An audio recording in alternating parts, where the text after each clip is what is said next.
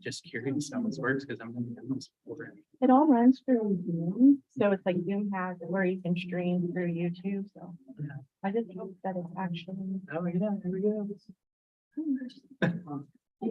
The owl can see us back here too. This is crazy. No, it's really, yeah, it's like. You think that would go right, so? Yeah, it's great. Okay, I'm gonna mute it down. Yeah. So, The volume goes down, so, hang on, I'm setting. I just want you to see. there you All go. right, there we go. All right. I think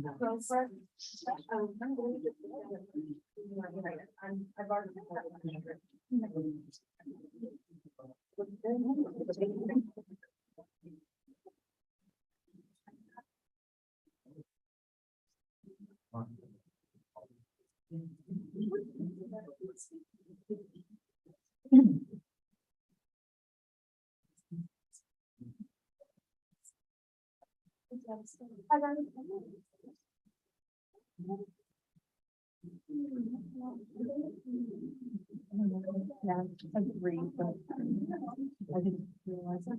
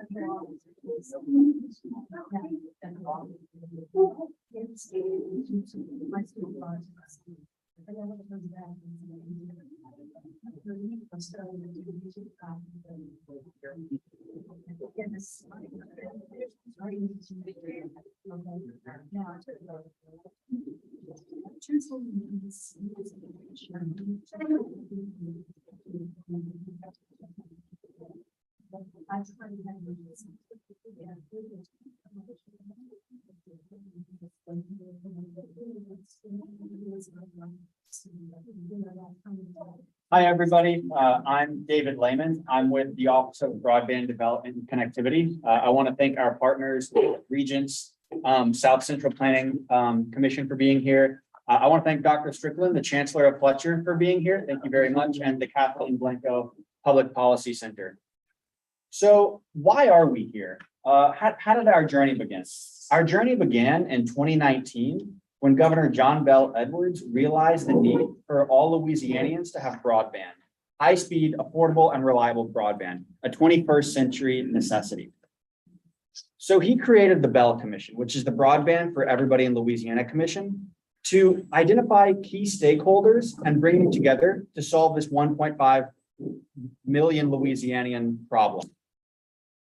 A few months later, the pandemic hit. And the legislature realized this same need. Why did they realize this need? because people needed access to telehealth, because people needed access to do their work online, to telecommute, because school children needed to do their homework online and study online. So they created our office, a dedicated state office to identify federal, state, and local resources and bring it together and disperse these funds to expand broadband in Louisiana. Since then, we've administered about $170 million, and we're getting ready for $1 billion to come down with the bipartisan infrastructure law dollars through the BEAD program. But before we do that, and we want to be careful of that, we want to be careful and cognizant of digital equity. Why digital equity? Because 18% of all Louisianians don't have access to internet. If you count Louisianians who have access, but it's slow, spotty, or just not good, awful service, that number rises significantly. 12% of Louisiana's school children don't have access to internet. They can't do their work online, or they lack the devices necessary to submit that work online. 31% of Louisiana's census blocks are only serviced by satellite connections. 31% of Louisianians lack the skills needed to navigate online. That's why digital equity is so important and why we're having this conversation. But what is digital equity? I'm going to pass it along to my colleague to define the 4 pillars of digital equity. And then we're going to talk specifically more about how to move forward. Thank you.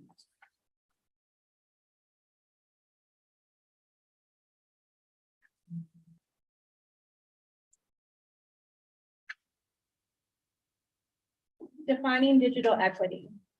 Digital equity is the condition in which all individuals and communities have the information, technology capacity needed for full participation in our society, democracy, and economy. The 4 key elements for digital equity are affordable and sufficient internet, devices for all uses, application and services that are accessible, and digital skills.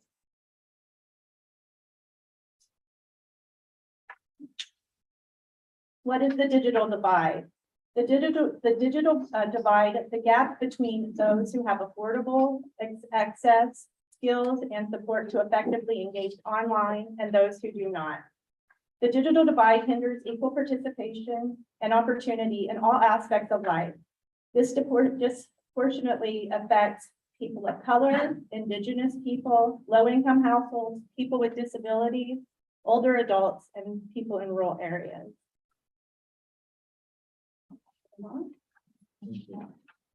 So I'm Chandler LaBeouf. I'm Vice Chancellor here with Fletcher, and we agreed to partner, and we're very excited to partner on this. And so I'll walk you guys through a little bit about Louisiana's digital equity plan, but thank you all for being here. And so the big thing is, why are we writing this plan? I think our main goal that we all can agree on is to improve the lives of Louisiana residents. But more so, how do we address the barriers to digital equity that we find across our state and our population? There's an opportunity for us to come together to collect the data to secure that federal funding that we need to achieve our digital equity and to improve our current broadband infrastructure. And of course, partners being a part of this and coordinating those efforts is going to be key as we continue to do this work moving forward. When you look at this, we've developed in partnership with the Blanco Center, they developed a regional partnership working to collect the data and those stakeholders. So as we're Region 3, Fletcher stepped to be a part of a partner with the Regional Planning Commission. But there's many additional stakeholders in this room, and we'll show in a moment the broad reach that we put out to reach those stakeholders. And this isn't key, as you can see. We wanted to make sure there were not only state agencies, but nonprofits and community organizations, workforce development programs, organizations working around literacy, and also chambers and economic development as well. So you can see we made sure that we can cast a broad net to make sure that representation is here today. And where we stand with the timeline, you can see that we're at the stakeholder engagement. So what's happened is they've been able to put together the emphasis to conduct the partnership planning. We'll go into a little bit more detail through today's presentation, where each of you will provide feedback through a series of questions so we can begin to collect some of that data. But this is where they are today with the current working draft.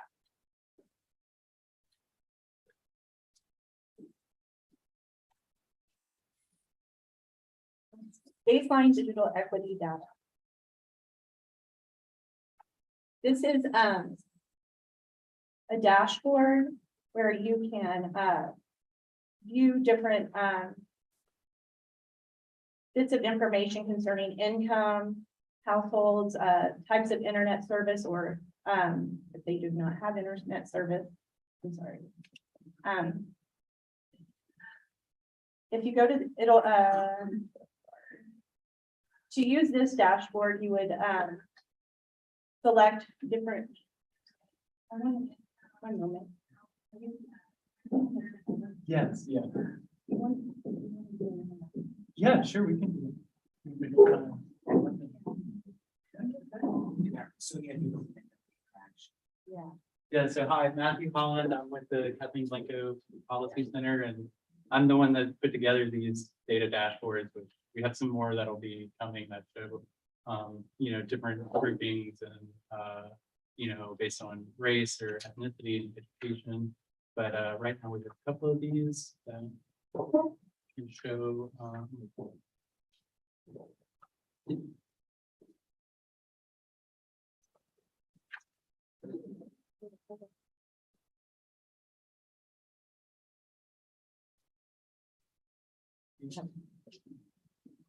All right, guys. Oh, Yeah, never bear with mind. us while I we wanted to figure show you out. how it's interactive. Yeah, you can also scan the QR code here if you want to bring it up on your phone. It's a little bit better on desktop, but we tried to mobile optimize it so that you can view it on your phone. But the dashboard allows you, as you can see, to switch between different, whether it's different income types, different subscription types of broadband, and see on a parish-wide level what groups of people have access to internet, what types of internet access they have, whether it's a broadband subscription. Like we were mentioning earlier, there's a lot of areas where satellite is the only form of internet subscription. As you can see here, there's pretty high correlation between the prevalence of high-speed broadband internet access. If that's low, you tend to see more people who have cellular and satellite data access. And as we discussed earlier, it tends to you tend to see internet access drop as people's incomes go down. So, and then this one also shows access by age group. So as you can see, right now it's showing under 18 years, whether there's a computer in the household. And as you can see, up in District 8, there's definitely some gaps to computer access there. It tends to be a little bit better here on the southern part of the state. So that's at least a good thing to look at. But yeah, I'll let you Yeah. continue. I wanted to show you, it's really interesting because you can go into your region, you can, click, just where you look at your information and you can compare yourself with the rest of Louisiana or the US. It's very, I found it very interesting. I wanted to share.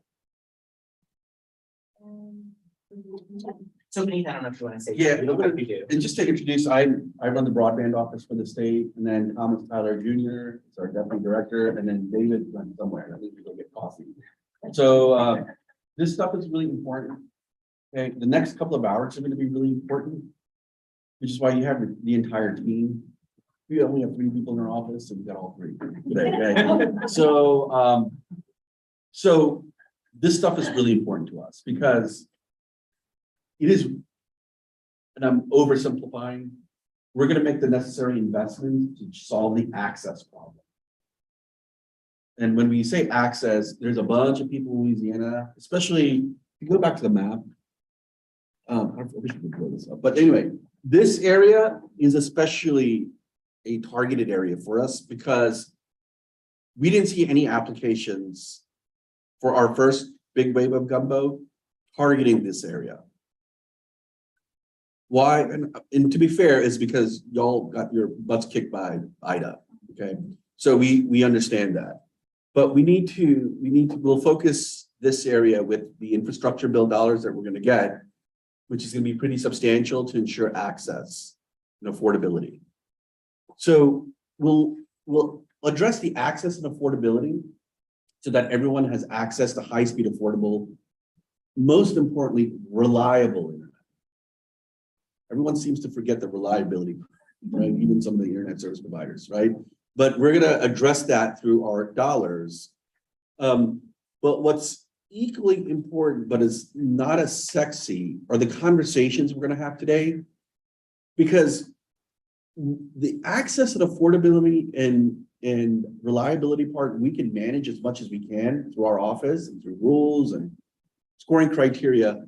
But things that I really can't manage and where we're gonna shift the burden of responsibility on y'all are on things such as digital skilling. Right? And really helping create awareness of why internet's important to someone's life professionally and personally. And I know I was here a couple of months, maybe it was last year. Was it last? No, it was early this year. It was in February. In February for the ag, you had an ag tech focused. You know, that is really important, is to really hammer home the why. Because at the end of the day, I'll get someone in Thibodeau or Homa or wherever, okay, Laplace, wherever. I'll get them access to something that they've never had, but it's up to them to see value in it.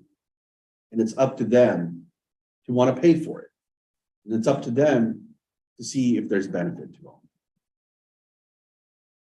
And those are a little bit more layered, complex issues, right? Which we can all solve, but it'll take some time. So that's why this area is really important. I was speaking at this engineering conference in Baton Rouge. We met some folks from Cameron Parish. There wasn't any projects in Cameron, so that's another area that's a priority for us. All right. So let's really spend the next hour and a half really diving deep on some of these questions that we're going to ask. Be brutally honest in your answers. If you have very visceral reactions to questions, or if something that's sort of burning from your heart that you need to just put out there, please do so, because we actually incorporate the thoughts and the feedback as we get ready for the infrastructure bill. All right, so whatever is on your mind is going to be important. All right, which I have no doubt Louisianians have a lot on their mind. So nowadays, all right, is that fair? That's gonna be our deal over the next hour and a half. The last thing is, this isn't just the only conversation. So they have all these links that you can provide feedback. And so as much feedback between now and the next several months that you have, and just continue to provide all that feedback, right? Okay. Well, thank you for that. And we appreciate the segue into some of the input. And each of you should have a copy of the PowerPoint. So what does that mean is, with the links there, you can provide feedback at any point, as Benita mentioned. It doesn't have to only be today. And there will be links that will show on the screen as we go through the questions, so you can provide feedback. But I think there's an opportunity for open discussion and dialogue as well. And we have a note taker, so that helps us all just not sit here and be quiet, but also collaborate. Because I think that's what we're here for, is the collaboration effort to discuss the great topic. So before we do that, though, we can go around and just give quick introductions to know who's in the room, what organization you're representing, and parish, and any other thing that you'd like us to know. So we'll start here. Hi, Darren Page, Helping Glenville Policy Center, Water Parish, Lafayette Parish. Yeah, and Matthew Holland, I'm also with the Kathleen Blanco Policy Center, and also Lafayette. And I'm Jody Dewey. I'm the Director of the Library and Academic Support here at Fletcher. I'm Casey. I'm the Technical Services Librarian here at Fletcher. And I'm Carrie Cortez. I'm the Associate Vice Chancellor for Academics at Fletcher. Crystal Wendell, Administrative Assistant, and then a taker, I believe. I'm a note taker as well. I'm a bachelor on South Central Planning. Christine Strickland, Chancellor here at Fletcher. Welcome everyone. Amy Boucher, I'm the Assistant Library Director at the St. John Baptist. I'm Rachel Bagnell. I'm from St. James Parish Hospital in Fletcher, so representing healthcare in St. James Parish. I'm Matt Ish from Lumcon and Focus. Ian Pingerelli, Director of Adult Ed here in project. Rachel LaPlante, Rockland Services Supervisor at Terrell County Library System. It's not library people. Marilyn Schwartz, I'm the Director of the Cherokee Parish Adult Ed Program. I'm Jen Wu, I'm a graduate student researcher and I'm speaking for research. I'm Mark McLean, Vice Chancellor of Finance Administration here at Phillips. I'm Daryl Michelle, I'm a clerical arts counselor. Lynette Bassio, Programs Librarian at Beach Parish. David Lamb, the Office of Broadband Development and Connectivity. And Thomas Tile, same office. Flip above computer sales, we're a computer dealer and internet provider. I'm Sherry Woodmore, I'm the coordinator for reentry for ceremony. Jason Basil, and just a few reasons, a few technology related programs, company with Committee 100, and also working on a digital equity / ecosystem in this region, starting with esports at Mitchell State, technical program here, different programs. Great, thank you. We got a lot of librarians, so I know you all have a lot to say, so, you guys have been packing up this digital challenge for a long time. Thank you, Councilman, for coming. Yes, thank you. Appreciate it. I'm Leanne Rucker, I'm the Self-Info Planning. Well, we'll move on to our first question. And again, there is the link that you can QR code from your paper on the screen. And also feel free to talk and collaborate. We won't advance the slides until everybody's ready. But the first one is, does your city, parish, region have existing programs or program in development aimed specifically at addressing the digital equity issues?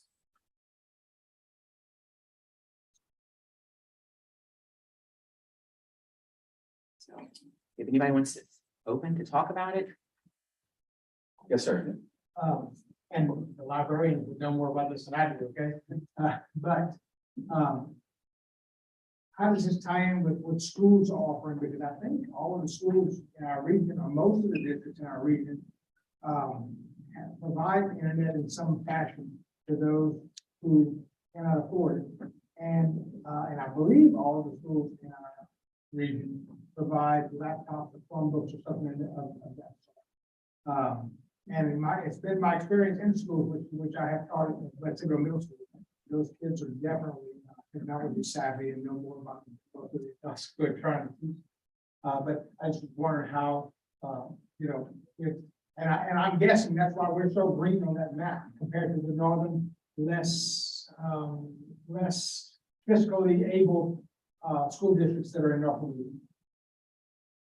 Yeah, so you're right. So every public elementary, middle, and high school in Louisiana has fiber optics going to the schools. And then the student device ratio is 1-to-1. So when kids are in the classroom, I think they're really good. It's just a challenging thing. Well, and I thought that they were getting either discounted or subsidized internet service that goes to their home if they have a school-age child there. Because surprisingly enough, with the 4 students that I taught last year, they all had internet service. They did, but the key was the word reliability. And Say it that's again? reliability. That was the issue. It's the inconsistency of the quality of internet when they got them. Yeah, but yeah, ma'am. I'll speak to Cherokee Parish and the school system and how they provide or don't. During COVID and the virtual kinds of programming that they did allow Chromebooks to go home and they allowed hotspots to go home. That has all been pulled back. So they have access within the school building itself. And yes, it is 1-to-1, that's improved tremendously. But the kids, even if they have some sort of internet at home, a lot of them do not have reliable devices. A lot of them have access to phones and whatever you can use on the phone. But as far as having anything that you can reliably do homework on, pretty much not. So you're actually answering question number 4, which is the barriers. That's okay. That's okay. But that's okay. That's a barrier, right? So devices is a significant barrier, and it's money that we'll have in the infrastructure bill to address is devices. I don't know if this counts, I wouldn't say that Gibbon Parish or region have it, but I know Gibbon has an opportunity center that they recently opened on May the 5th. And our opportunity center is a place where persons can go and get digital skills. That's a program. So, Yeah. we offer here, we offer Facebook program manager. We offer anything from as simple as learning how to do an email to learning how to do Word, Microsoft Office, and those things as well. Here is a 2-week program that we start tomorrow. And once, depending on your economics and the criteria, once you've completed the job readiness skills, you get a laptop and funding through Indeed. You put your resume and stuff online, and it's to build digital literacy skills, speaking more job readiness. And you'll get a computer, a free computer, and you get a year worth of broadband access. Wait, and so Indeed, the resume, online resume. Yes, we got a grant from them. Oh, you guys got a grant? Yeah, we had got a grant from Indeed, Google, and Facebook. Okay, so that's very good to know. So input that. Yes. Oh, No, I mean, yeah. I mean, it's that's good to really know, important. but- That's good for me.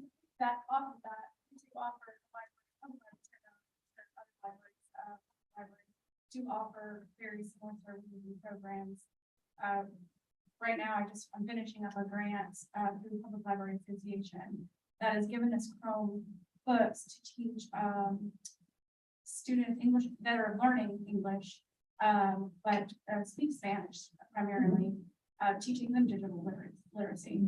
Has a little bit of a niche there because we do have an increased population of people whose English is their second language. So we do write our grants usually, and I know a lot of librarians do this way. It does tend to go digital because we do have that. We are the I don't know really how to say this, but we are the place kids go to after school, and we're saying for reliable internet. So that's where a lot of our programs are geared for digitally. So. What are the hours at your library? Well, we open till 9 p.m. Okay. And then we have every day of the week now, but 2 to 6 on Sunday. Sunday, believe it or not, are popular because kids are coming in to turn their reports last minute. So Not all the branches of the library. right. So yeah, they're limited. So the further down the bayou you go, the earlier we have to close. So accessibility is obviously a problem. I'll say this. Okay. and I don't think the east side branches. No, it's not that, And you got posted in the postal. Yep. You got the water.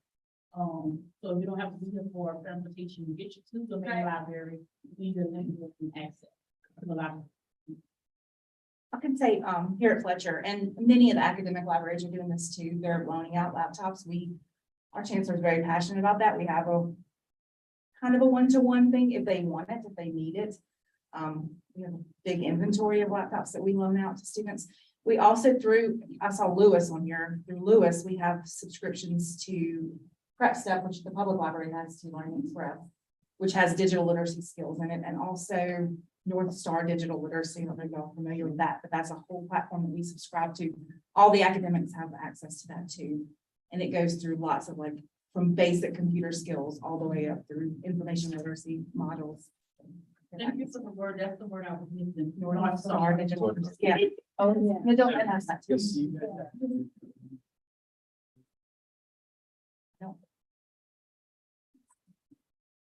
Yeah, those other programs both here at Fletcher and throughout the state, we have licenses for North Star. Our people, when they come in, everybody does the basic North Star modules just to increase their computer literacy.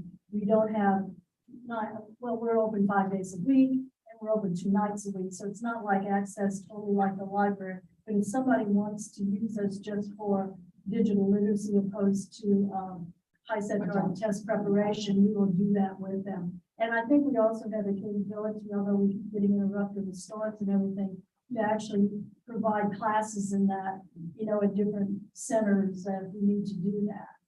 So. And we just added Peterson as another one, another vocational, high set. That's a fairly new one if you want to check that out. And we will have a question for you. Are we doing any digital literacy with our English as a second language? Julia, our instructor, does put her students in, North Star Digital Learning. And they also have, Burlington English to help them with the English part. And we're all the higher up in their skills they get with the English, then we're putting them in, we also have essential ed where they get preparation behind that. You have a program where you spend in the classroom, going classes, in sports summer camps, where they bring devices to some of these libraries. And so that apply towards. Yeah, I mean, it's- program, correct? Sure, anything that's gonna help teach the use of a device. And I think it's applicable. I mean, you can build careers in sports. We're doing a program together on laptops.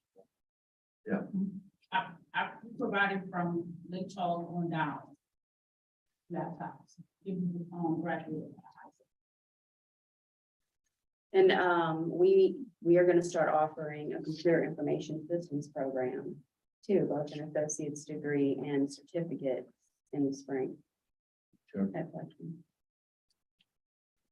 In St. John the Baptist Parish, we have some very dramatic equity issues, specifically on our Westby communities at Guard and Wallace, where if there is access at all of our homes, it's very unreliable, very weak. So we did start offering hotspots at the beginning of the pandemic. And they were not like super popular in that we always had some that could go out. They weren't all in use, but the ones that did go out were used like constantly. It was very constant use. And among our libraries, we just changed our internet service providers to Rev. And so we have got fiber going to our library in Vanguard now for the first time, and that's been a huge change for us. Anything else? Anything else before we move to the next question? Okay. The next one is, does your city, parish, region have resources that you're putting towards addressing the digital divide or digital equity issues? This is sort of like the first one. But any other resources, financial or otherwise? So one of the things that we've been working on at Fletcher, is the development of a proposal, and we're actually seeking funding for it, but it's for our mobile units. So we are not only having a mobile unit for training, but we've talked about mobile units where we can have them stacked up, where we take them to communities. They're almost like mobile computer labs. So the community can come in, that way they can apply to college, they can meet with staff about enrolling in college, they can, if they're enrolled in a course, they can actually work from there, the hotspot, because we know some of our students are actually going to parking lots and utilizing the Wi-Fi off other buildings, so having a mobile sort of computer lab that goes out, and so we've got a proposal, we're currently seeking funding for that. Okay. We just completed a telehealth assessment at the hospital, and we really were not aware of how, I guess, what a problem this is. Yeah. And how many people in the community, don't have access, they don't understand. We saw it with COVID, with the telehealth, especially with the elderly. That was the only way for a lot of them to get access to healthcare. Having access to the portal, to their results, to providers. So we have a community priority action planning workshop in December that we're going to be getting a lot of community members together to address a lot of the issues, and digital equity is going to be one of the issues that will be presented. So when the pandemic happened, and suddenly all of, I guess the patients and census of your hospital, your facility, healthcare facilities, had to go virtual and had to do, basically said you have to do a telehealth visit. How were you help? I mean, what were there are challenges typically? Because you probably saw an increase in missed appointments. Right? Well, the first challenge was to get our providers on board. A Okay, lot of the doctors still did not want to do telehealth. You know, we were trying to get them to do it before COVID. And they were really pushing back.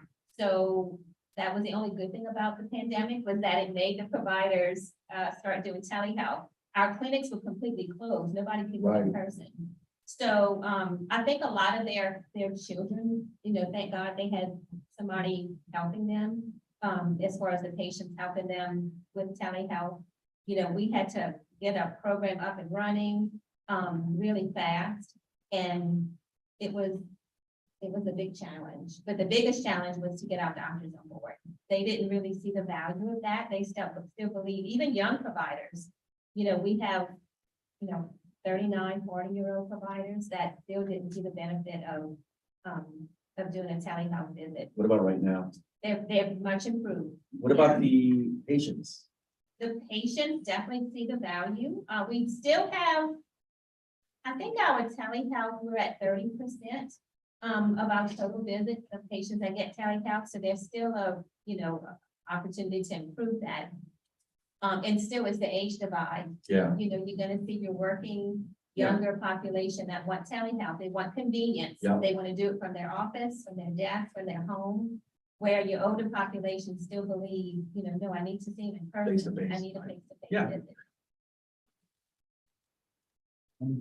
One of the things we made is actually telemedicine, occupational medicine. And we thought COVID really launched it better than it did. And some conversations that I had with Blue Cross, they said prior to COVID, we had a 1% adoption of telemedicine. People on Blue Cross, why won't they buy? And that COVID only pushed that up to 8%. And that we found a lot of people just like seeing a doctor in person instead of telehealth. but also there's the two biggest barriers to telehealth is access, right? But also digital healthcare. capabilities. But I think also, just to add a little additional information is, when you see a doctor for a medical issue, because something is wrong with you physically. And we know the disparities when it comes to minority communities and doctors. So if you're in particular a minority person, and you already have an issue when you feel like the doctor may not hear you or see you, how comfortable would you be using a platform that's something like a computer screen with not just you meeting a doctor? It's hard enough if I'm in front of the doctor, giving them the belief here, to feel me and understand those inequities exist, and COVID exacerbated it. And so now you want them, those things for me that felt unheard, unseen, or like didn't care about them, I felt like I was up more sicker, or I have a greater risk of dying. Then it's hard to get someone to buy into going in front of a computer screen to talk in medical.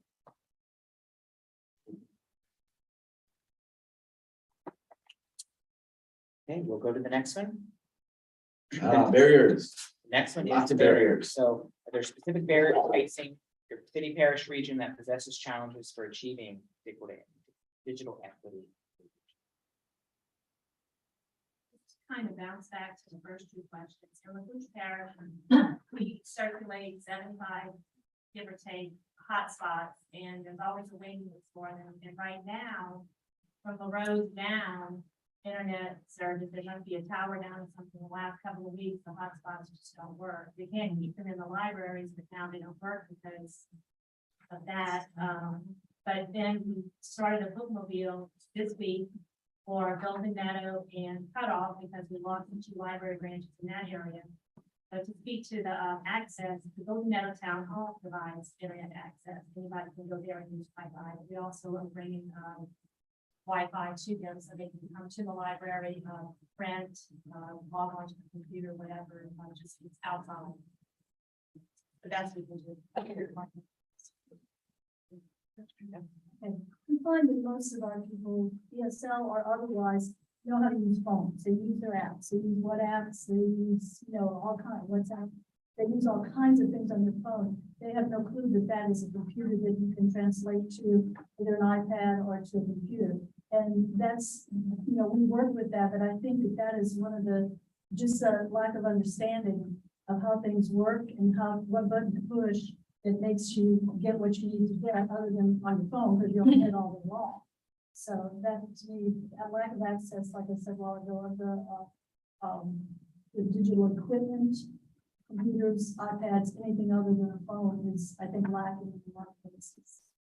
What are the barriers for folks? Like the librarians that have digital skills classes? Barriers in terms of getting people to take those classes. Well, continue is a big thing too. And they don't think that they have to be dedicated, not all of them, sometimes they never leave. I'm just kidding, that was here. I know, and I do appreciate those people that do come in, because we actually, ever since they have gone by appointment to appointment, that's working better. Having a class of even just 5 people who are, well, that's my answer almost irrelevant now, but are terrified to get behind a computer. It's not the best setting. And most of them I find, and this is right after COVID, they would come in this one-on-one. And when you get your person, I think librarians know this, when you get your person, they're comfortable with you for life now. That's your person. So that connection is very important to me. But I do find the ones that are passive buyers are like, oh, y'all do computer classes. That's really cool. I'll do it one day. If they do decide to do it that day, they have a hard time sometimes grasping it and then continuing to learn because they're so far behind already. I'm not talking about people who, like she was saying, they have the iPhone, that happens too. They come in thinking they need a computer, when in reality, they're doing just fine with what they have. Other people might be telling them, I don't know, it's TV, I don't watch TV, I don't know what else is telling them they need to have a different device to do what they need to do, when really they're just doing just fine with this. So that's kind of another aspect. How do you guys get the word out for your classes? Flyers. Flyers. Does that work? No. It's hit and miss. So I was gonna bring that up as a barrier. I'm sure St. James Parish has a lot of the same programs in the library, but I was not aware of all the things that y'all talking about that the library offers, and I'm sure a lot of people in the community are not aware of all those programs. how would you make people aware? I will say, What's the best way to make people aware? when our director put something in the paper, or Martin Falls said something on TV, the masks come. It's a thing. So the mask. If- If Martin Falls decides to have their talk about, when he invites us up there to speak, we do tend to, people are shocked at what we do. So We actually go out to community festivals and hand out brochures, talk about the services. People have no idea what their tax dollars pay for. Yeah. Does that work? Going to festivals? Yes, no, maybe. I think now with COVID, people are not, they just starting to get out. Yeah. So they've been really isolated. Maybe, word of mouth. For older people, it is the newspaper. We see that with our marketing department. We still have to put ads in the paper Yeah. about letting them know about programs because they still want that physical, that piece of paper. How do you, and if I'm veering off, sorry, I'm just trying to You're in line.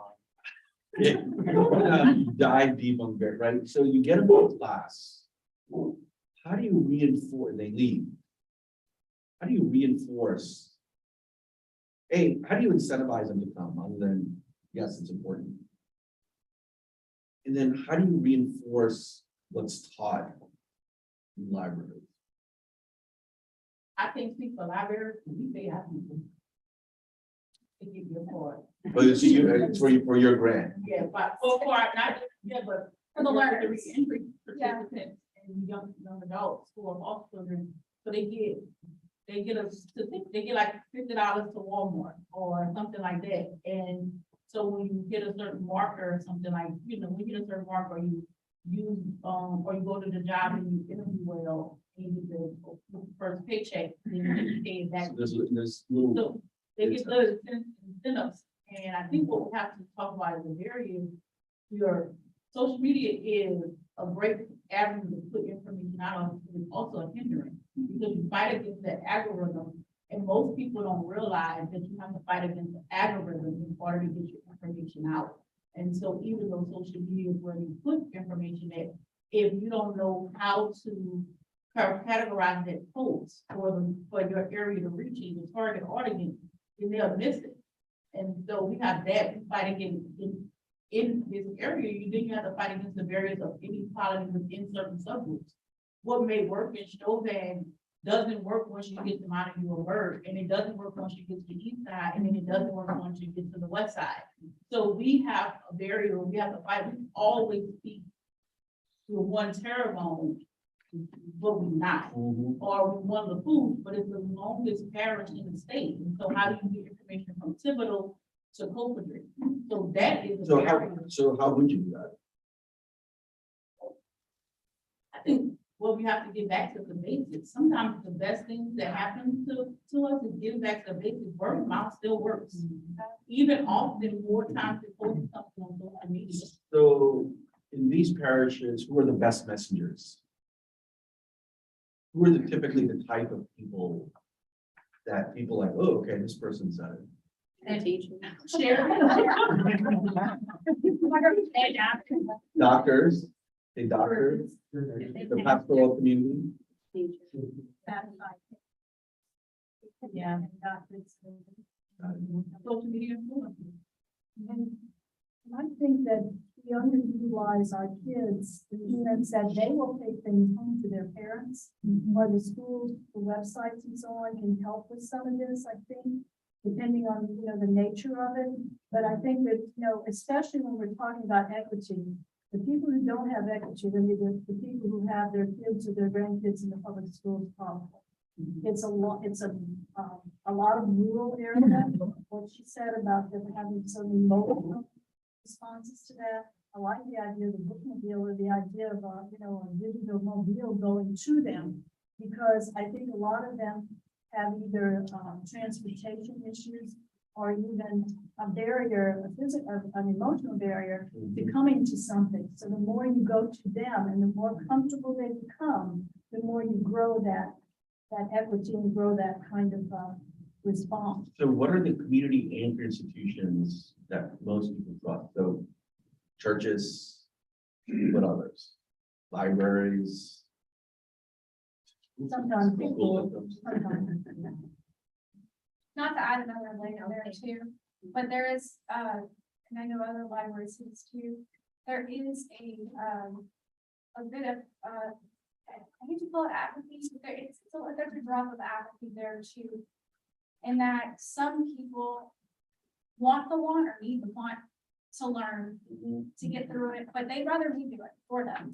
And so, my manager's style is to teach, but it doesn't always go that way for the public. And at the end of the day, my job is to make sure I have a satisfied customer, right? So there is also that barrier of apathy or just the burnout, like most people in this area, specifically because of Ida, are burned out. And they're just like, I need to get my stuff done, I need to get out, I need to go to my lawyer. Yeah, so that's Tom, have you heard that from, where were we? We were in, I think Lake Charles doing something similar, where the people just said, I'm just tired. I just can't, yeah. I'm just physically, I'm exhausted. they're just mentally just, I mean, it's like, I think we're still in hurricane season. We've got But it's just like, That's November 1st. but it's just, people are just physically exhausted, mentally exhausted.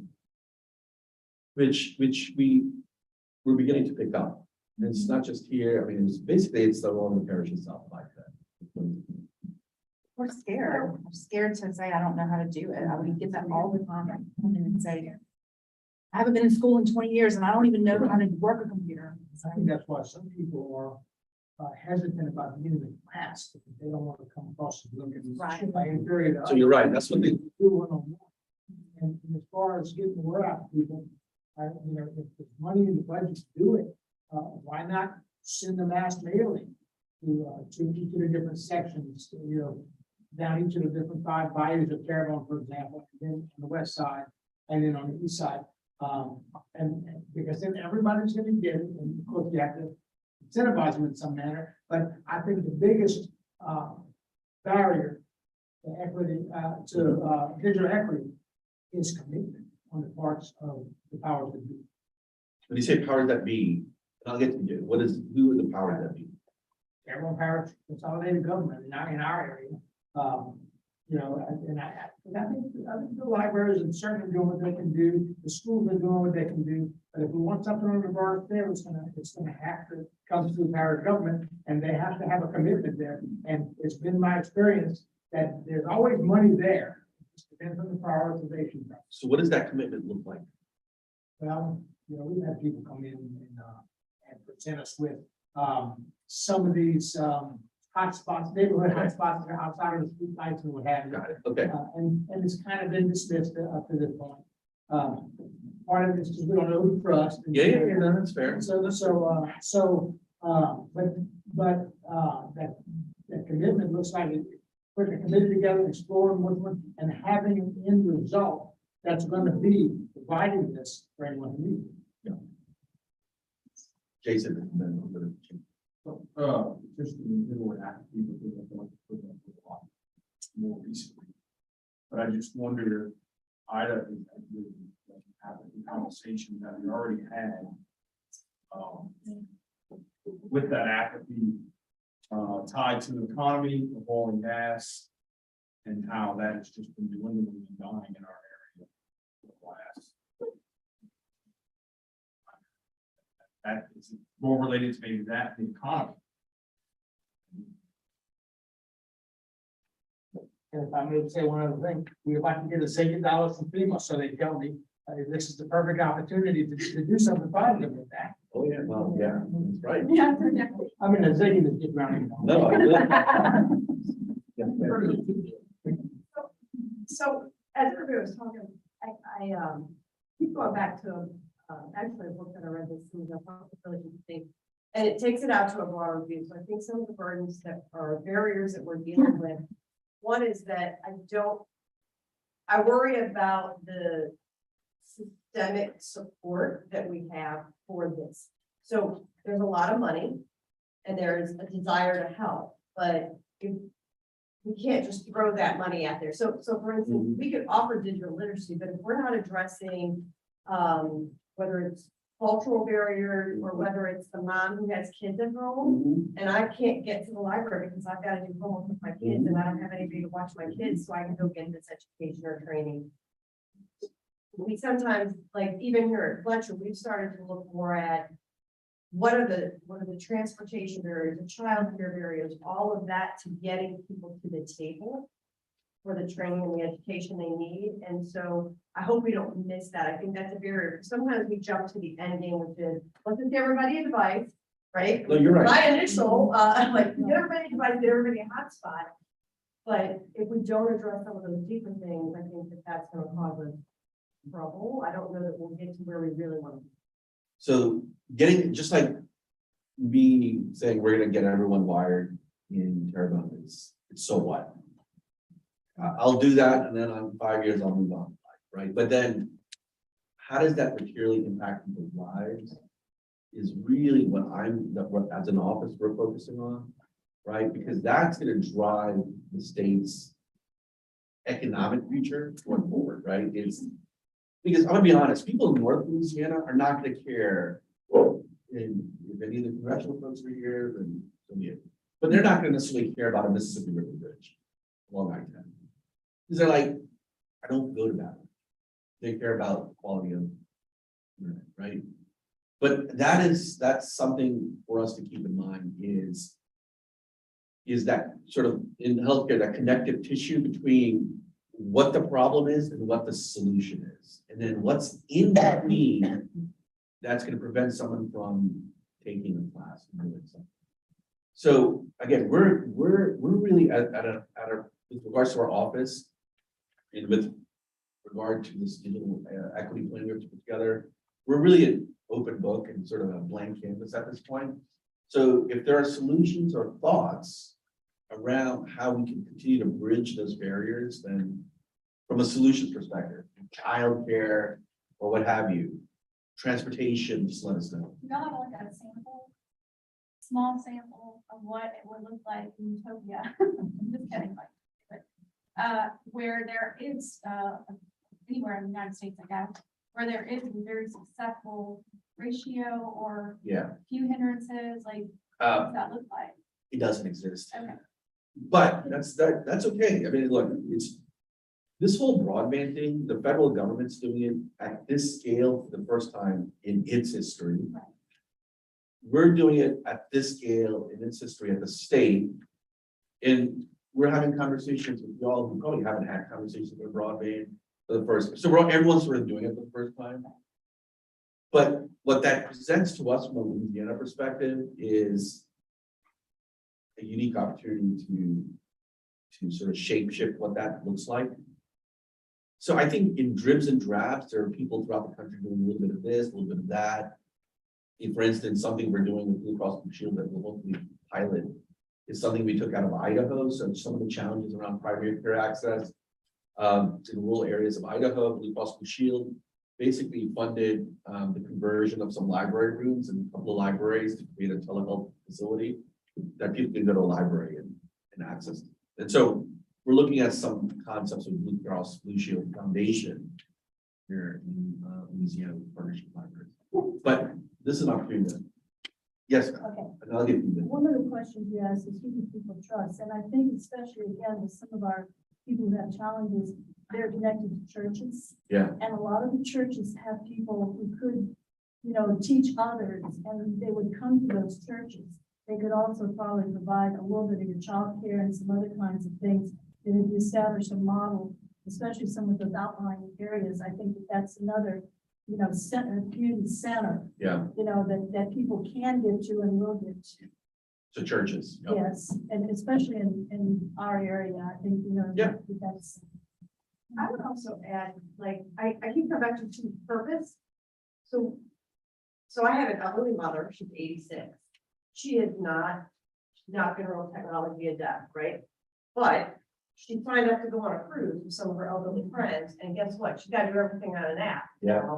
And she has become so technology. Yeah. She texted me the other day, and I was like, well, she texted me and she used emojis, and I was like, how Yeah, did you yeah, know it was I her? love it. So, but it boils back to she had a reason and a purpose Yes. to learn and use the technology, and I think sometimes we want people to come to the table because just for you should know this, but if we can tap into the purpose for which they're going to use that Yes. technology to make it meaningful and to then provide some application. The But why. I'm not just going to learn how to use my phone in a certain way, but because I want to visit with a doctor and I don't want That's to right. do that, or I want to Yep. enjoy my life more.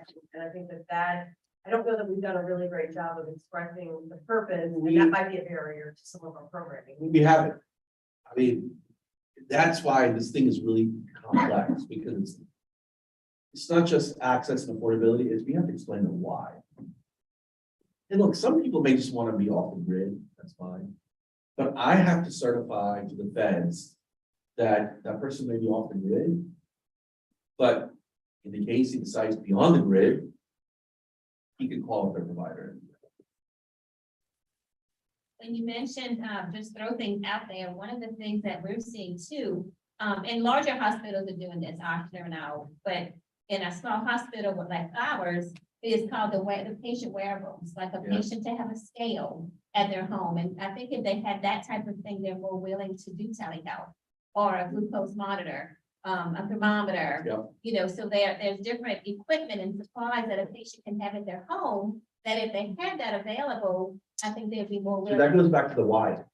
They're more willing to do something. They're willing to change their behavior to improve a certain outcome in their lives. In this case, their healthcare. In the case of the Goodwill, their career outcomes. In the case of libraries. Yes. Well, an old sales adage is, features tell, benefits sell. Yes, yeah, you're right. And we're talking about the feature here, the feature of having more knowledge of computers and being able to use it. But I think it's a benefit. And I'm just thinking of that now based on what everybody's saying here. Is, you tell them, I think there's a computer class, but there's a class in the library that's teaching about how to order your groceries online. And Actually, you know what? or there's a class about how to talk to your doctor online, or there's a class about, how to go to Sam's and get curbside service. you know, without, That's it. Yeah, the way you put it, actually, it's the first time I'm hearing it. What's interesting is Dollar General, they don't do paper coupons anymore. It's all digital. In fact, when we spoke to the Dollar General people once, they're like, Vinny, there's probably, yeah, he said something, it was an odd, he goes, you know, there's like $1 billion that people can save using Dollar General if they only knew how to use an app. Because that's where you get your, but it's articulating the benefit. I like the way you position that. We have time in the back. And then we'll move on to these. Okay. Sorry. Kind of coming around where she asked about, what you told me looked like. Yeah. So the conversations I've had with Microsoft, for example, where Louisiana, number one in poverty, third to last in poverty. I think the poverty conversation has more to do with anything. Yeah. And, to say that what utopia look like isn't out there, is there somebody that we're kind of shooting to be like, would be a question I have. And Microsoft partnered up with the National Digital Alliance. We have to. Right? And in a platform they have, you look at the scoring across the country, Louisiana is probably the top 25%, according to what data they're looking at.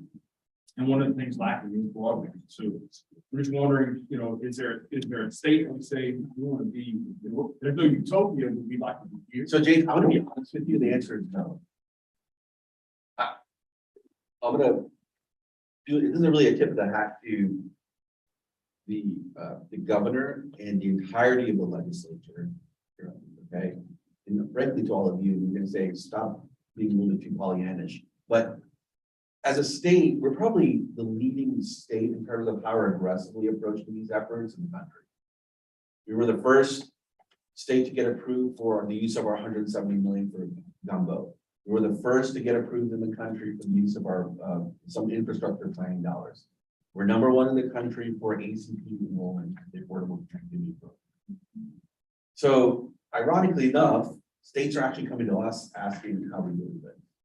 Texas has had a therapeutic conversation with Thomas every month saying, what are you doing in Louisiana that we didn't revolve? Now, is there room for improvement? Yes.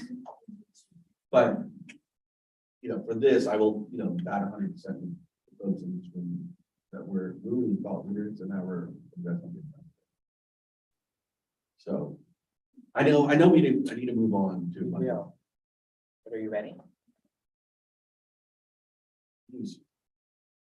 So we talked a lot about barriers, but we can talk if there are any existing digital equity plans in your area. So does your community have any of those in place or underdeveloped today? So can I ask you that, are you talking about a formalized plan, like? Yeah, sort of ish. Okay. If the answer is no, that's okay. That's a gap you have to solve. No. I'm pretty sure this is a no. Well, Anyway, what's interesting for me on this is that we've developed a whole diversity, equity, inclusion, and belonging plan. But now that I'm sitting here, I'm like, it doesn't have this component of it. right, so maybe that's where we, and that's where in December, you're gonna have that Yeah. conversation about telehealth. Yeah. And that's where, so they. Starting to have the conversation. I guess, I don't know if it's under development, it's not a plan, but it's definitely, No. we're aware, it's on our radar. So today's November 4th, so maybe today it's no, but maybe the next couple months, this will change. Going back to what Gerald was talking about, and it's interesting this is happening, having some conversations now. So we started with digital doing the esports program. This fall, we started doing the scholarship. Then they come down and say, okay, well, what's that next step? Having conversations with the pleasure as we speak by doing the technical program. And then feed those programs, having conversations with both several their schools, public and private, around what is STEM. They've got a new person that's now by STEM at Fletcher. Her and I just had a conversation. I just had conversations with several parents around the STEM program and having a conversation that says, just like you need to learn checkbook in high school, technology will be part of that. Everyone's using the buzzword cybersecurity. And to me, cybersecurity should be a skill set, just like writing check, finance, checkbooks. So that carries into the conversation that actually we've just had around the communities that, you know, that probably don't have access to this, and pushing to have those communities go into the STEM program, which then feeds everything else. So that's how, I mean, I feel like it's happening as we speak. Should schools offer a digital skills class? Like, I remember when I was in high school, we used to take a civics class. I don't know if they still do it, and I don't know if it was a full semester or maybe a half semester. Should schools do that? Should schools mandate that? Think about students today were never without technology. And how many adults do you know when they need to know how to do something on the phone, they send them to the teenager. So if they're getting a solid, sound foundation in technology in school, that transfers to the whole family. You know, it doesn't have to go take a class and they're kid knows. I feel like they're giving the schools, I feel like they're giving them the devices they play with every day. Yeah, I don't know. They should. I think what we are confusing that is people know how to operate a phone versus knowing how it operates. Yeah, have y'all at Fletcher, have y'all noticed that incoming students have issues with email and like Microsoft and other office programs using those? They do. So they know how to make a post. Right. They know how to do a picture. They could even do a video and upload it to Instagram and create a reel. Yes. But if you ask them to take their same phone and on their Microsoft Word, write an essay, they can't do that. And so when we say, That's a good. when we say a certain demographic, which are the youth, have access or they know about digital literacy, all they know how to do is play on the phone, because most often the times are not what happened to this generation was. When they got to a certain age, somebody handed them a phone and told them to shut up. And they Yes. learned how to play. And we didn't teach them how to operate it. I had to teach our interns in the office how to do a mail merge work. Way over their head. So we have to, when we talk about barriers, how to better our community, how to make our work. Like that's when we feel like it's like saying there's a group of men and automatically they know how to change the tire, and there's a generation that don't. Yeah. So we have to do a better job at understanding what and be targeted. Yeah. Because what may work for an African-American 20-year-old is not gonna work for an African-American 60-year-old. So yes, for a certain demographic, going to church, that worked for them. But there's a younger generation that never stepped foot into a church house. Yeah, you're right. And so when we sit here, we say, what are the plans? Who are the leaders? When you look at communities, you have to be targeting that population, that community, that demographic. And then we break it down like this. We are pumping everyone in to one thing and assuming, oh, let's go to churches and do it. It's like saying every Black person follows the NAACP. No, you're right. You have. And that's why if you go back to that, the chart with the red blocks, see this. Every one of these folks that represent these organizations will tell us a very different issue. They'll say, yeah, access is bad, it's not affordable, but when you start to dive deep, it's gonna be very different. And that's why we need to understand what are those very specific tactics on addressing each of these and how we fund it. I just wanted to mention, we had, our sheriff approach our library director, personally to plead with us, is there some way that the library can teach keyboarding? Because he said every young person he interacts with, they can Google, they can do the things like you were talking about on your phone, but they have zero keyboarding skills. And so that's a huge problem. They can't like sit down at a keyboard and function. Yes, yeah, more than like 40 characters. So Well, more than the Twitter character. That we talked about in office, we kind of alluded to these unintended consequences of connecting all of these people, because at the end of the day, yeah, it's great if they have broadband in their house and a device. The last thing you want is for mom to hand the kid a phone and go away. You know, so as we go through this process and stakeholder engagement and move it to the local level, there has to be the appropriate discussion with people that this is not the babysitter all the time, you know, so, yeah, exactly. So there's a lot of things that people have to hear. There's the baseline, really. Baseline of digital skills, like turning on a computer, emails, and then there's the next level, which is Microsoft and the use of tools that drive education. So those will take different modalities. I think a solution has to be is all of us, we have to be intentional if we want certain communities to learn something. Yep, You have to go to them and ask them what they need. yep. So we are sitting here trying to plan for all the terrible inclusion our certain demographics, or we're maybe the first step. But I think the most important step is you guys have to plan when you don't meet at the Fletcher. You might meet on the east side of Homer, or you may meet at the Bayou Showman. You guys may have to go to the Work County Road and the Cocoa Tree Road and spend time and talk to those residents and see what they need. And have conversations with them and what their community wants and what they need. I think what we mess up at is telling people what they need instead of asking people what they want. Well, no, that's why today was the start, and that's why your feedback, we've already started telegraphing that we're gonna have to spend deeper conversation. And don't say digital equity stakeholder meeting. Like, do something different when you do the title. Get something catchy. Get them Like what?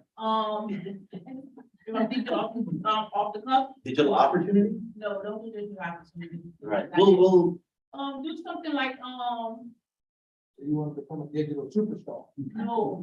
all right, listen, how do we do this? But you gotta order one, like, catchy something that gets people there. And throw like a little donut or something out there with them. Like, I'm just saying, like. Yes. Yeah. Look, I'm from, so I know. So, to that end, I mean, I know that you all have been able to assess where internet access exists, the level of devices maybe that each household. Is there an assessment that's been done in terms of around those skills? Do we know where there are? Okay, so we think, Efforts of skills? so we think, I don't, go to our website, we can show you, we think there are 460,000 folks between 18 and 64 years old that lack digital skills. And we And broke what- it, we What broke, drove you to that number? Like, how oh, did we you went, get we did, so there's no number that exists in the country, so we had to do some background. Okay. It's directional. You think with a high degree of certainty that that's somewhat accurate, but at least it starts to ballpark the challenge. We've broken it down on a per parish basis. Well, I'm just wondering, So is if it you're gonna- tied? Do you think that it's tied? So do you see, in my mind, lack of digital equity would be tied to places that don't have internet and devices? Yeah, so you start to, you can, so we used an old National Center for Education statistic. Okay. Sort of baseline to develop our own analysis. We're working. Okay, so, and we'll show you where to find that, and then we broke it down by per parish, between 18 and 64. But if you start to overlay medium household income, if you start to overlay, it's basic stuff, right, that we all know, medium household income, poverty levels. We also overlay the industries that are driving those economies, or those parishes. If you start to overlay access, affordability, I mean, you pretty much know, right? But this is also an opportunity, like the employers, we need to get there, we need to goose the employers to step up as well. Anyway, no worries, we'll show you at the end. We're stopping for a second. Okay, no worries, we'll go back and I'll show you where you can find that data. Well, I'll say that our very own library, in partnership with our e-learning, they have created a digital course for our students, kind of what was asked earlier about they have trouble accessing email, or how do they load an assignment. But I think the concern right now is where do we put it to get students access? Yeah, we've created the course. Yeah. If we blasted it out every possible place. And it's got a lot of like people that are enrolling in it. But I don't know how to assess them. Got it. Are we on this question now? Yeah. So we Okay, move to this one. So this is strategies to address digital equity. So what supports do your community need to address the digital equity gaps? We talked a lot, but if there's something we haven't talked about. I got a question on the overlay that you mentioned earlier. Is education one of those layers? It's my bachelor's degree. Yeah, it's one that we have data for, we just haven't put the dashboard out. we're gonna create this monster dashboard. You could overlay it. But there are lots of things that you can't get from the dashboard, and data is, you know, a few years behind. So this kind of community, and that's why this is really important that you guys are here to. I think you made a good point, and I don't know what this exactly fits, but you mentioned it with the industry, and I don't know that we've had a real conversation other than our hospital systems here to talk about how we engage them in sort of addressing some of these gaps and helping us recognize where they have a workforce need or whether those gaps do exist. I think that they could be really instrumental in that conversation. The challenge is they would like to help, they don't know how to help. So we're gonna have to educate folks, especially the corporates and employers, what the challenge is, like what is, which is the problem. And then work with them on understanding what are possible areas and solutions, and run through these. And so Communication. this is, again, as we work together to address the digital equity, and there's specific modes of communication that we should consider to reach specific stakeholder groups. We talked earlier about how do we reach and different modes in the best way, but if there's others that we didn't address. I think that it's really important in some of our communities that you find the influencer in that community. We've seen this, I think, with our tribal. We've seen it at Fletcher with our Vietnamese community, is that we could find someone who has a really good, strong, as an influencer, and not so much social media, but an influencer in the community to be the leader and the champion. Because I think a lot of times, even with us being a part of this community, there is a hesitancy or a questioning of our purpose of like, why so interested all of a sudden in the community. And so I think tapping into those people is going to be really important for our success, especially with some of our communities of color and our population. That's true, because our coordinator for adult ed, she's part of the tribal council, and she had gone to speak to them directly because of the miscommunication and the mistrust in that community. So we had partnered with them that she was gonna go there and try to get adults. We even do that with our fishing community in South Carolina, that we have to have someone with us who really understands that community and has a connection to them. For us to even have a foot in the door for them to listen to anything we might have to say. Kind of down the conversation, and I was getting ready to say something about trust. But, you know, the school system's fighting this a lot right now, where they're trying to use resources that are there, not put schools in an area that's continually being destroyed. And there is a big fight of people saying, I want school across the street. And, you know, when you deal with that, and you deal with trust, and you just said, and kind of come up underneath this, that question I have is, you know, how does that relate to the future of your children? And what does that look like 5 years from now, 10 years from now? Because these barriers that we're talking about with trust, and people not wanting to leave the area they're in, well, very especially spread out. I think who's dealing with that spread out is north and south. You know, just people looking for that future of what the opportunity or limited opportunity will be if nothing does change. Is it really difficult to ask people what's gonna happen in 5, 10 years when people find it sometimes difficult to look out what's in front, 6 months from now, 5 months. But you think that's a valid question you can ask folks? Is where do you see yourself, not saying yourself, but your community in 2 years, 5 years? Is that? I think the conversation needs to be had. I don't think it's gonna be a pleasant conversation. Got it. I think that's an emotional question. It's a rational question, and the people are having an emotional response. Right. You know, they're losing, I know those people, they're losing their homes. They watched what happened on the other bayou, that people had to relocate. They're worried that that's gonna happen to them, and it's a very emotional thing, and it's very present. It's not 6 months out, maybe it's 5 years out, it's right there in front of them.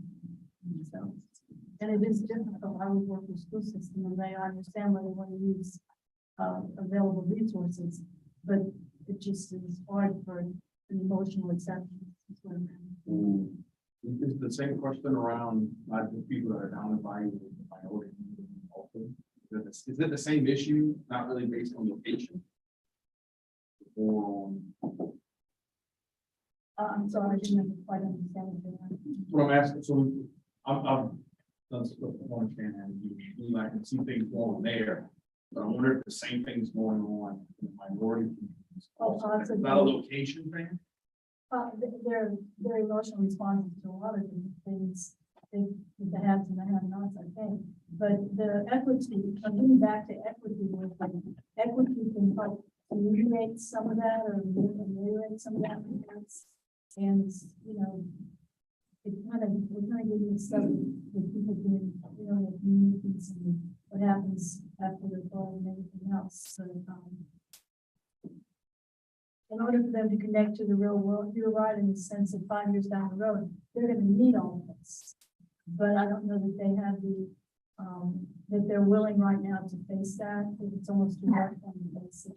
And you may see that in some of our other underserved and under-resourced communities too. But we don't think it's a place where this parish and the who actually use the word diversity, equity, and inclusion. There's no organization, there's no business outside of Oxford that actually have a diversity, equity, and inclusion. That's from the parish to the school to companies outside of like the larger ones that already have it.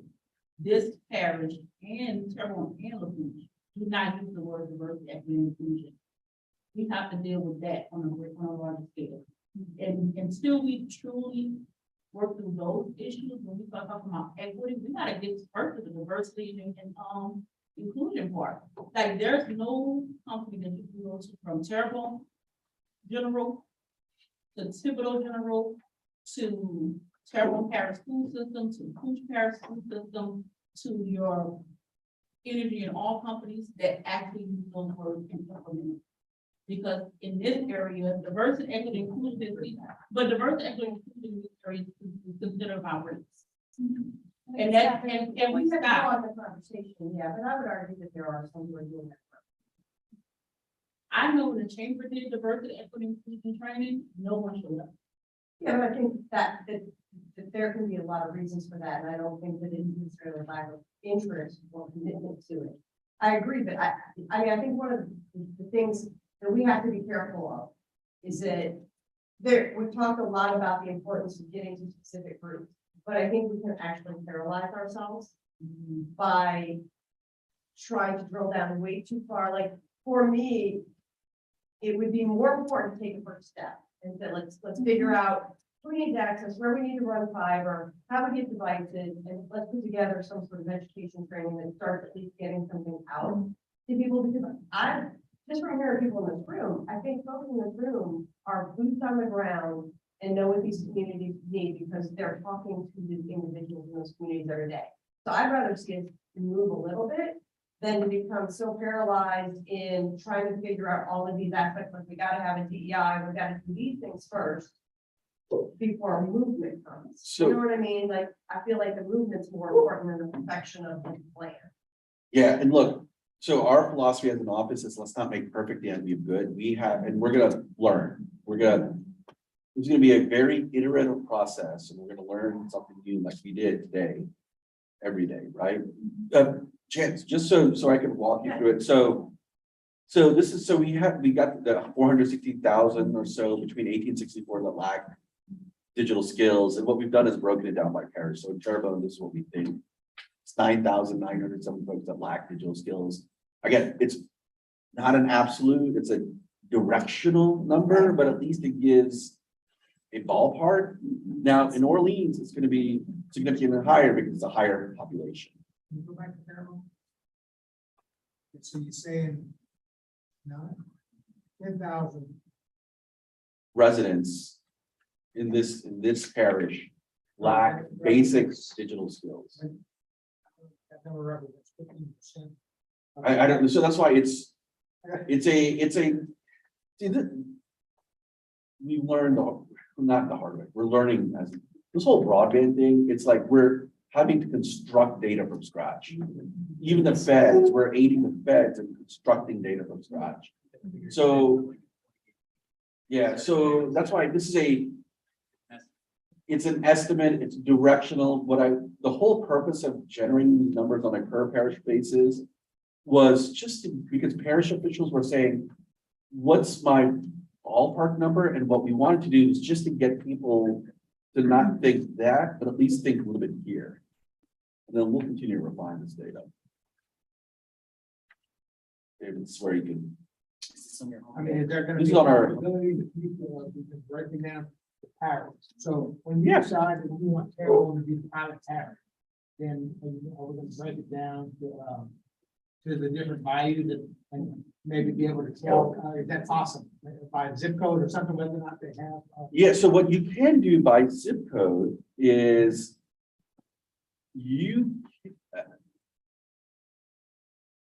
we can, for example, the Affordable Connectivity Program, so that's the FCC has a Federal Communications Commission has something called the Affordable Connectivity Program. And that helps to pay, I'm sure you saw the advertising, $30 a month off your broadband bill, or $100 towards your device. We have 337,000 households in Louisiana already receive benefit from that program. And what the FCC has done is they've broken it down on a 5-digit zip code basis. So you could see in this parish, like in this 5-digit zip code, how many people are getting benefit. And then you could sort of work the math and say, this is how many people we think could receive the benefit and micro target that zip code. And that's just, hey, there's this ACP program, we need more people to enroll. It's like a 5-minute enrollment process. And that's money you can get off your broadband bill starting days November, like next month. I didn't get where you were. I'm on the website and it's. Oh, connect.la.gov. I'm there. I'm on the website. Oh, so you go to get started. And we're gonna redo this website, it's a little bit dated. And then go to get started, you go to parish profiles. And then it says gather information and data for your area. And click on that and then I mean, you could view this data in the table. Actually, for Terrebonne, I'm sorry, it's busy. You know, it lists a bunch of different data sets. I recommend that for the. For the what? I recommend that map. Just to really see something. Just don't- Yes, we are redoing the website. And the map. And the map. We're doing a bunch of redos. Based on feedback from y'all. A little bit dated.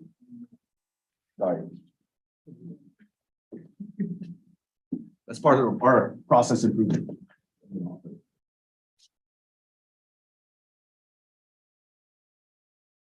Has this been helpful? But it also sounds like to me, like that last question on communication, that y'all have programs that you're offering, but you just need to get the word out. Maybe that's the shortest first step. Y'all are offering different things at the community college here, libraries, at the schools. Even talking about your telehealth. Get a doctor, you can get on a radio show and just talk about telehealth. One goal of communication that I thought about that we do is sending out a mass text and mass emails. And when we having a program and like, you know, flu vaccines these days, and we really get a good response. I mean, it doesn't reach every stakeholder, but you ask, it, you know, that's just another way of communicating. communication to get the word out. Yes, sir. Listen to this conversation on how to get word out, I've heard some things, but, you know, the digital divide, part of the problem is they don't have access. Yeah. So you can do your social media posts and your emails and things like that, it's not gonna reach the people you find target with. There's something I've used in the past, you know, to share this with you, but where some of you- the US Post Office, the old snail mail, has something called EDDM. If you've not heard about it, you can go look at USPS, and it allows you to bulk mail relatively inexpensively to a mail route. So you can go just to a street or two, or to a subdivision, and then check and see what kind of results you get. But it's very, very targeted. It hits every household, you know, you probably got them yourself, resident. And it allows a very, very small mailing, direct mail to somebody who doesn't have digital access. Yeah, I didn't know Yeah, I'll say direct mail. Local, like, direct mail. Oh, it's still. But you think direct, you know, bulk mail, it's gotta be very, very large, very bulk, you know, a lot of people. that. It's a good idea. I didn't know. EDD. Forgot about EDDM. It's every door direct mail. it. Every door. And, I've had mailing sent out as little as 50. Because it's targeted by, you know, a mail route. Now, it can hit every household. Right. And every business. You can't pull addresses out. No, but that's. You know, That's. And y'all are more targeted, resident people. My business, is more to do with commercial. So, you know. Yeah. Also, did I ever have a conversation with you that, Yes. and what is positive? It's moving along. The reason why I was saying is because for the target audience, like Yeah, yeah. local economics, do stuff better, they touch them more, especially when you talk about staff. Right, so we're talking LDH, because of the Medicaid, it's just. We're a team of three, so we can move a little bit more nimbly, those are larger. State office. We're a state office, but. We're working towards data alignment. That would be in sense. The reason why I'm saying, because we got with these Department of Correction got with these events to help them with our reduction of incarceration. Yeah. And it has really helped us a lot more with our targeting of a certain population and bracket. That's why I say, because they have a wider realm. And, because they touch the entire state. Yeah, And 80% of persons receive SNAP benefits simply because now because of COVID. And, you know, with the children in school and things like that, so it really touched the bulk of the state. And before it was 72%. yeah, we need to do a better job. Anyway. That's a good point. Yeah, it's certainly to the communication. You know, sitting here looking into the room and actually texting back and forth to some people I was working in the school district that wasn't aware of this. I kind of stumbled across this within the last week, being in the right place at the right time. But with the groups that we talk about, what I haven't heard mentioned was the chamber. SCIA is a regional business organization, a lot of members. Rotary Club, they're always working with projects, looking for projects to do for improving the community. So I just want to throw out, like, I don't know if this was sent out to the chambers. or It was SCIA. sent to a master list, South Central Planning sent it, and we reviewed their master list to make sure it had all the chambers, all the rotaries. SCI, They send that over. I don't. South Central sent it, I don't know, but the master list encompassed all of those. I didn't see it, that's what we're out. No, but that's a good point. Sending it out, but I know I've had to call these offices and say, hey, I really need to get this out by this time frame. Something that's coming up that maybe you thought out about. But I'd love to get on this. Sign in. Yeah, if you signed it. Jason, you're on your way out. No. So South Central Planning is saying, Okay, if you signed in, they'll manage that list, so. so don't worry, look, we missed a lot of people. Yeah, okay. We'll give you the reach out to them. So we'll just say, are there any last minute thoughts or closing comments, feedback? Oh, if you guys haven't already, please fill out the Qualtrics form on the QR code right there. If anyone would like to get a paper copy, like one here, so you can pass it throughout your, systems, and yeah, just let me know. But please do that. That's the primary tool that we have in terms of getting feedback and input from different members. The nice thing is, this is our, what, fifth? So Thomas, we've been to where? We did Alexandria, Charles, Baton Rouge, Lafayette, here, and then we're doing. You guys are all roughly saying approximately the same things. So, which is encouraging. So, yes, sir. Definition, if I am digitally illiterate, I can't do what? You struggle with basic functioning things like turning it on. You have a telehealth visit. Where do you go and set up the appointment? Where do you turn on the camera? You want to send a basic email to confirm. How do you online bills? Scanning a QR code. Submitting forms. So applying for a job or a job application. They're online now. So, but there's a difference between those basic skills, which defines digital literacy, and then what she was talking about, which is then, and what Council was talking about, which is then, okay, using Microsoft and type utilization. That's a different, it's a different challenge. But like when Ida hit, and then suddenly, people are trying to fill out FEMA, of course, they're in the telecommunications law. But then, okay, so let's, there was an online issue, there was a wireless issue, there's a bunch of issues, but, imagine if you gave someone a notepad, an iPad, say, please fill it out, they're not gonna, they're gonna struggle with it. Actually, something I'm kind of curious about. Was there any emergency response after the hurricane to give people access to internet? Oh my goodness, yeah. Libraries, we worked, I think today we had the week and a half off, and then most of our staff did not have electricity. We had, and one of our branches had internet. Was that self-funded or? No, we got lucky. Yeah. Our North parents got lucky. And we had internet. It was a gray area that where we were was not taken care of as bad. So we had a flood of people come in. And the only way, it was spotty to the internet.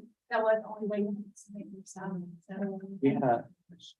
So I was gonna mention, we had a lot of difficulty with it. We were doing hotspots and it just wasn't feasible.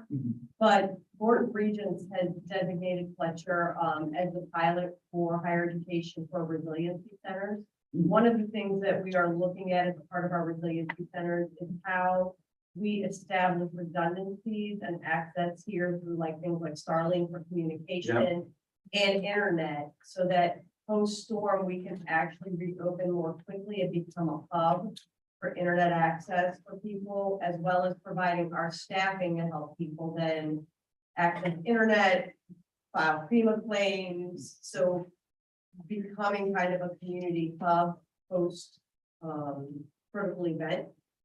And so if you all have any thoughts about what that might look like of how what kind of redundancies or what kind of systems we need to put in place, whether we vary them or whatever, that we need to purchase, but I'd love to have that conversation, because that is one of the things that we're working on. And the goal is that once we develop this pilot plan, that then Regents will take it and send it out to all the colleges and universities throughout the state as the recommended model of what they should be doing, so that they can help their communities recover more quickly.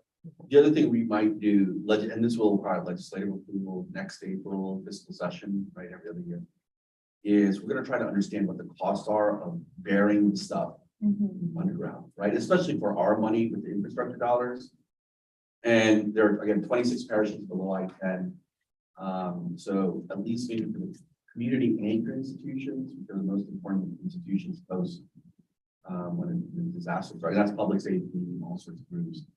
Is anyone that applies for our money insisting that if you are gonna do it, you've got to bury this stuff underground. AT&T is bearing everything. All on time. Yeah, so, right, so we may need to get legislative approval for that, but. we'll cross that bridge when we get there. I found that the storm, when it came to access, was a complicated question, but from I, left. So for a lot of people, they didn't have internet access there. So we didn't have any services, so even if you put information out, people had no way of getting that information because there was no internet access in Fairmont Parish. And then when it came back very spotty, Yeah. certain plans didn't work. Once you crossed over the twin span or you went through the tunnel and you came to the east side, there was no access. It was a desert. So it's really there's wireless infrastructure, which was crippled post-Ida, so we'll get addressing that. And then there was fixed wire, the stuff that's going to your house, that also was crippled.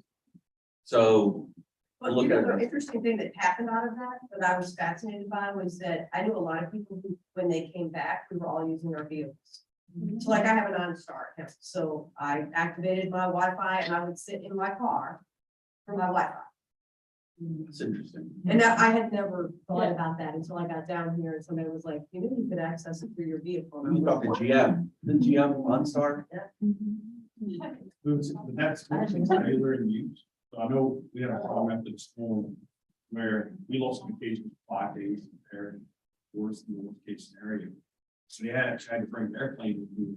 And everybody, if you noticed, you'd have internet for a while, they'd go down. They would go down, as the airplane was landing, fueling, getting back in the air. And that was actually one of the only forms of communication. after the storm. And Verizon was, how did Verizon do? Verizon did really great because Verizon went to, internet desert. So Verizon would move their, mobile vehicle throughout the parish. So they'll go to the east side and park like at the library, and they'll let you, as much as they could, tell you, hey, come out and you can get some internet service. They'll be at the Walmart, they would not buy it when they do a big what happened, so like if you were doing a big, like she said, like making, that your snap it and stuff like that. So you were posting, and this way you were showing, helping people receive SNAP benefits, they want their internet being go down, values and things like that for those particular days and was there for hours. So that helped out a lot. I had to change providers actually, because I went a month without internet access. So I had to, actually leave my, doing a store I could leave because it just wasn't feasible anymore not to have internet. And that is one of the things we're looking at is these pop-up antenna towers. Yep. So those are satellite. Are they satellite? They would be satellite based, right? And so what we're looking at is to house them outside the area and then bring them in. But I'm financially able to do it. A lot of people are financially able to switch a mobile plan. And there's still neighborhoods now. I have my boss, Verizon works well, AT&T does not work in her neighborhood, but Verizon does. I mean, that's. I think she don't work in my home. Yeah, it's a provider, certainly. So when she had to switch, Part of that, when FEMA came down with training, they used Verizon, they implemented a lot of stuff in the infrastructure that made Verizon a lot. Yeah.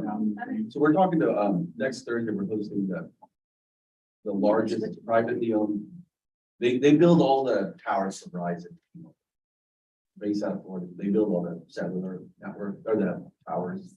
So they're coming over, I think they're gonna invest significantly.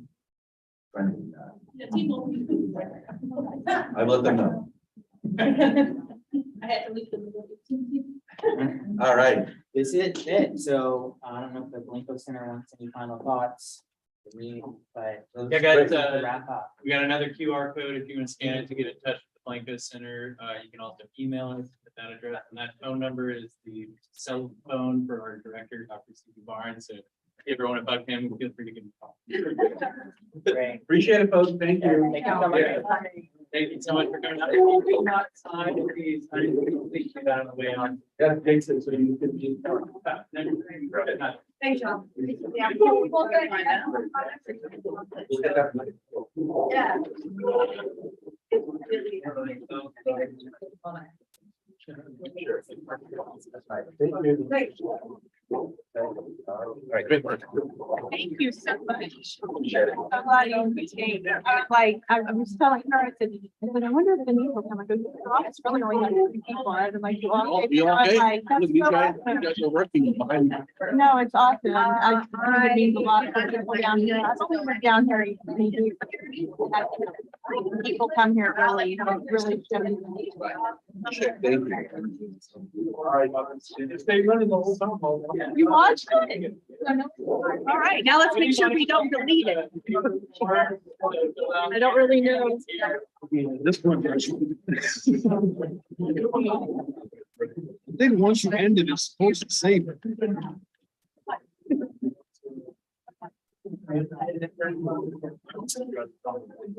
I'm assuming once it zooms, once you.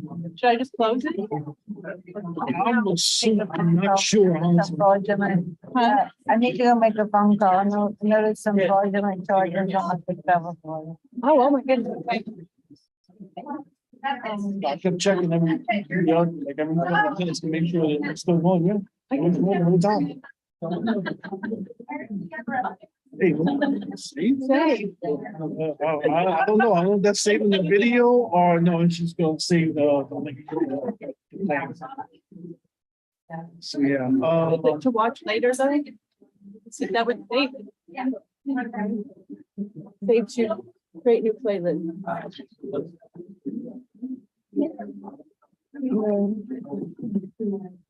Well, we can figure.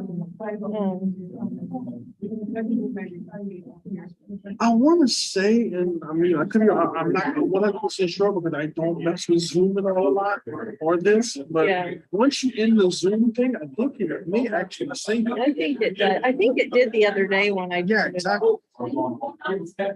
You know what, if we lose it, I mean, it hurts. We're good.